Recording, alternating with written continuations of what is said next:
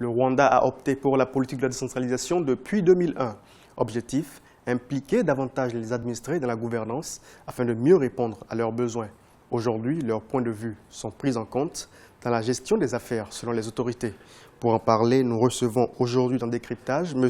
Chiaka Athanase. Il est le directeur général de Rwanda Governance Board. Quelles sont les raisons qui ont poussé le Rwanda à adopter une politique de décentralisation dès les années 2000? D'abord, c'est qu'en 98 et 99, nous avons eu les assises nationales, de très large consultation nationale qu'on appelait les débats d'Urugwiro. Urugwiro, c'est notre Maison Blanche, si vous voulez.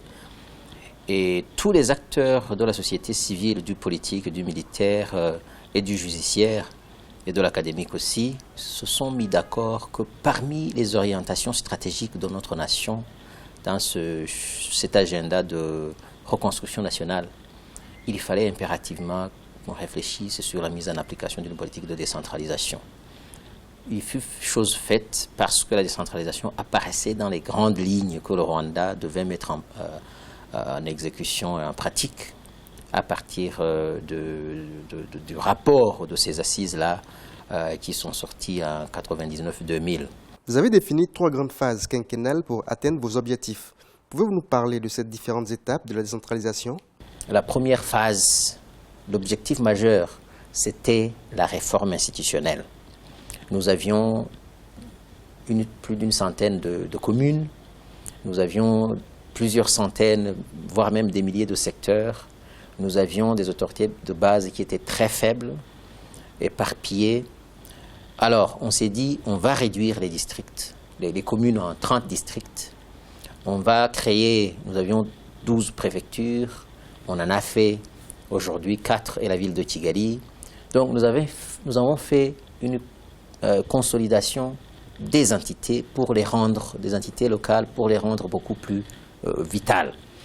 Et donc, cette réforme institutionnelle était l'objectif majeur en fait de la première phase.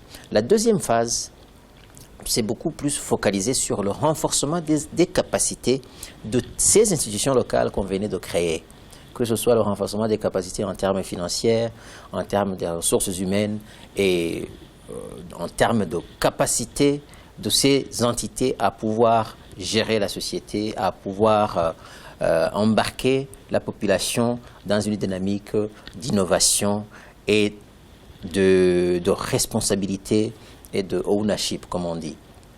La troisième phase, qui était dans notre conception, donc on s'était fixé les 15 années pour réussir, en fait, pour achever notre politique de décentralisation. La troisième phase, c'était maintenant le moment de, je dirais, de l'investissement dans les innovations, dans le développement local. Il fut chose faite et en 2015, on a clôturé la troisième phase. Aujourd'hui, je sais que c'est la question que vous allez me poser, c'est quoi qui suit?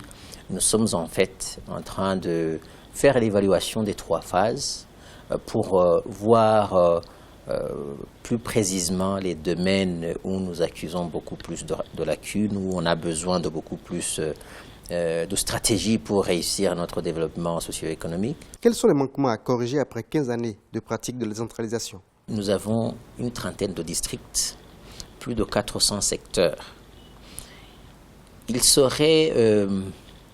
est impossible que tous les 30 districts, tous les 30 maires aillent au même rythme et que toutes les populations de ces 416 secteurs aient la même perception et le même degré de responsabilité partout dans le pays. Non, ce n'est pas possible. Il y a des districts, compte tenu des réalités de là-bas, compte tenu aussi du dynamisme de tel ou tel autre leader, font montre de rapidité dans la mise en application de cette politique, mais aussi du développement socio-économique des populations.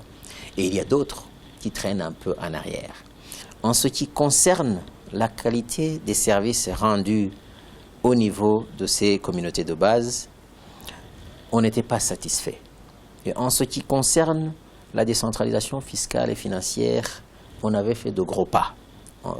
Mais on n'était pas arriver aussi au sommet.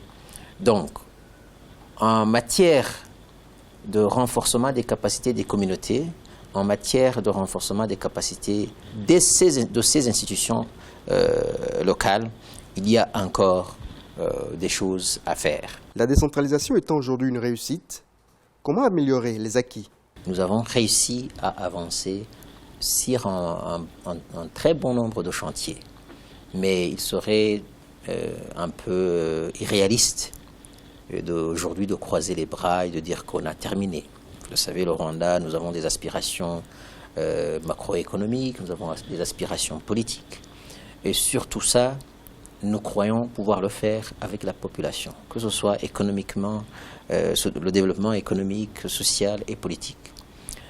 Nous n'avons en aucun cas pensé que nous pouvons le faire seuls. Notre allié primordial, c'est le Rwandais, c'est le bénéficiaire rwandais.